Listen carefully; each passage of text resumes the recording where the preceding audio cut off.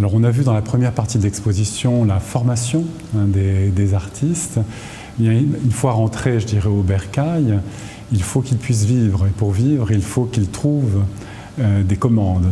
Et c'est ce que aborde la deuxième partie de cette exposition, et notamment tous les différents registres, les différents genres dans lesquels ils vont s'illustrer. Alors ici, dans la première salle de cette deuxième partie, on a le genre de la peinture d'histoire, qui était le grand genre par excellence, mais qui effectivement n'était pas très développé dans les écoles de province, puisqu'effectivement c'était quelque chose qui était plutôt réservé à Paris et à l'histoire nationale. Et il y a vraiment le désir de ces artistes dauphinois de faire rentrer certains épisodes de l'histoire locale dans la grande histoire nationale, comme par exemple le retour de Napoléon de l'île d'Elbe et son passage à Grenoble. Et dans cette grande fresque d'Alexandre de Belle, eh bien, on a l'arrivée de Napoléon devant la porte de Bonn à Grenoble, et donc la célébration effectivement des Grenoblois du retour de l'empereur en France. Alors c'est Alexandre de Belle, conservateur du musée de Grenoble, artiste également, puisqu'il faut savoir qu'au XIXe siècle, la plupart des conservateurs de musées étaient eux-mêmes des peintres ou des sculpteurs. Alors dans les sculpteurs, Rambaud qui est sculpteur qui malheureusement est mort assez jeune et dont la dernière œuvre a été consacrée à un hommage à Berlioz. Berlioz, grande figure là aussi du Dauphiné, donc avec ce marbre magnifique qui a été restauré pour l'occasion et qui représente donc Berlioz mourant sur son fauteuil, entouré de ses œuvres. Et c'est une œuvre tout à fait extraordinaire qui était grise pour ne pas dire noire et que la restauration avait véritablement révélé comme un des chefs-d'œuvre de la collection de sculptures du musée de Grenoble. Autre genre qui va être développé, c'est celui du portrait, bien sûr, qui est beaucoup plus accessible. Et de fait, on a un certain nombre de grandes personnalités qui vont se faire représenter. Ici, vous avez un des maires de Grenoble, mais également la galerie des portraits dauphinois qui va être créée au sein de la bibliothèque municipale de Grenoble, avec, à travers un ensemble de bustes, des figures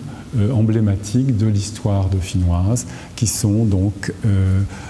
représentées, et cela va de Vaucanson à Louise de Revée en passant par Théodore Auquelin ou Mounier, bien sûr. D'autres personnalités comme des savants, là ici on a un grand chimiste qui s'appelle Raoult, qui va être représenté par Édouard d'Avril. D'Avril, qui est véritablement une révélation pour nous dans cette exposition. C'est un des grands peintres dauphinois, des grands portraitistes dauphinois qui avait été un petit peu oublié et que cette exposition permet de remettre, je dirais, à sa juste valeur et juste place.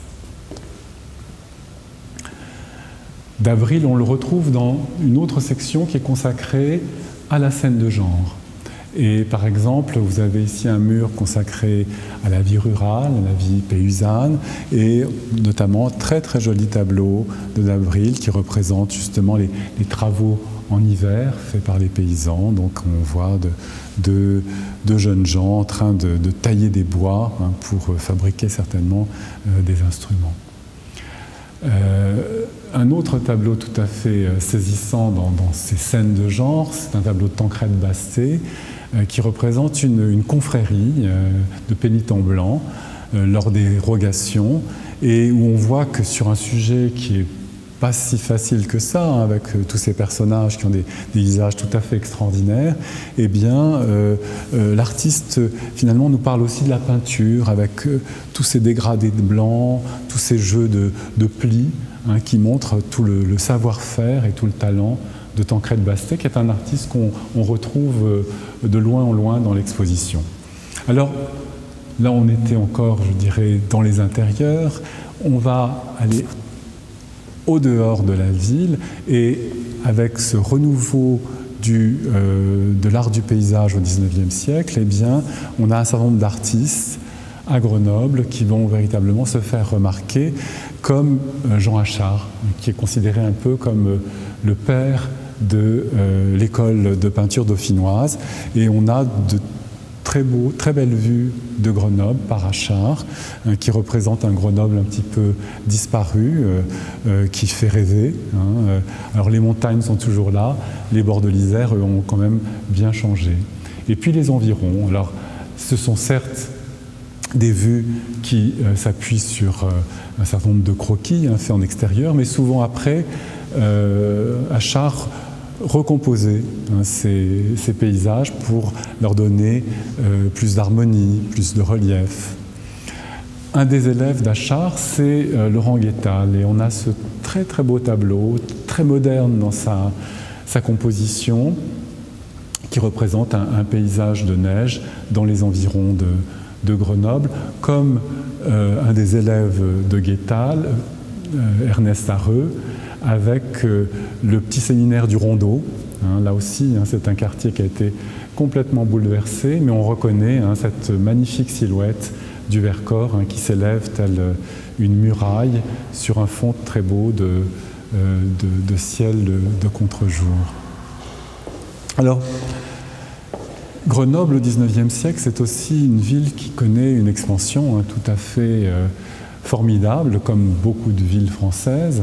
On va avoir une ville qui va quasiment tripler sa population entre le début du XIXe siècle et la fin du XIXe siècle. Donc on peut s'imaginer combien aussi la ville elle-même va se développer, va sortir de ces murs anciens pour créer de nouveaux quartiers avec des places, avec des rues, des grands bâtiments administratifs, des immeubles de rapport. Et tout cela, effectivement, nécessite de nouveaux décors, avec des fontaines, avec des monuments, avec des décors sur les façades. Et on a toute cette école de sculpture architecturale qui va être justement sollicitée pour orner la ville, avec par exemple ici Victor Sapé, et cette fameuse fontaine du lion et du serpent, qui est une allégorie du Drac et de l'Isère, ou encore une autre de ces allégories, avec un nouveau Victor Sapé, qui représente toujours ces deux mêmes rivières, mais sous une forme, vous voyez, de personnage masculin, personnage féminin, donc de manière très très néoclassique, on va dire. Ou encore des témoignages de monuments qui ont disparu, comme par exemple cette sculpture de Vaucanson, dont on a une photo ici, qui s'élevait sur une des places de Grenoble et qui a été fondue lors de la dernière guerre mondiale, donc elle était en bronze, et il ne nous reste comme témoignage que la photo et cette très jolie terre cuite. Urbain Basset qui lui aussi va travailler dans le registre, je dirais, de la sculpture architecturale, et nous avons ici ce très bel éléphant, cette tête d'éléphant qui orne toujours une des façades d'un immeuble de Grenoble, tout près de l'église Saint-Louis, et puis ce torrent, cet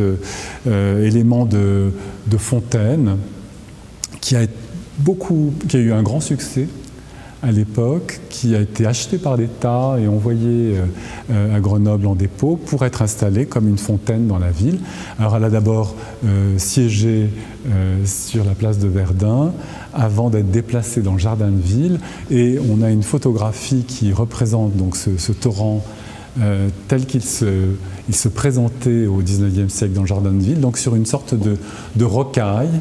donc comme si la sculpture avait été juchée comme ça au sommet d'une cascade en pleine nature, et ça devait être extrêmement spectaculaire. Ça nous permet de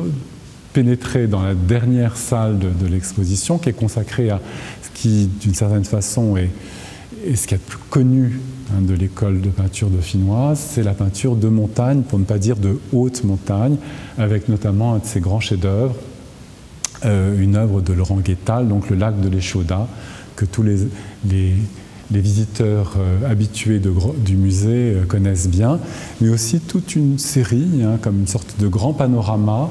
de vues des montagnes environnantes,